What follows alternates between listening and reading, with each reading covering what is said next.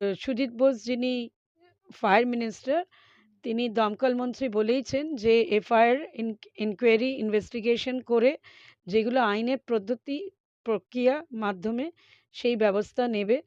যে কোনো জিনিসে ফ্যাক্টরি হোক, তার অনেক রকম প্রসেসিং হয়, ফায়ার ডিপার্টমেন্ট আছে, নানান রকম মিউনিসিপ্যালিটি থাকে, অনেক রকম এই ব্যাপারগুলো থাকে, শুধু একটা দিকে নয়। তো সেইভাবে যে প্রসিজিওর ব্যাপারে আইনের প্রক্রিয়া চলছে এবং সেইভাবে সেই সেকশনগুলো লাগু হবে এবং কেস রেজিস্টার্ড হবে। এটা totally under investigation, inquiry, forensic, এইগুলো সব প্রক্রিয়াগুলো আছে। তার ঊর্ধ্বে তো আইন নয়।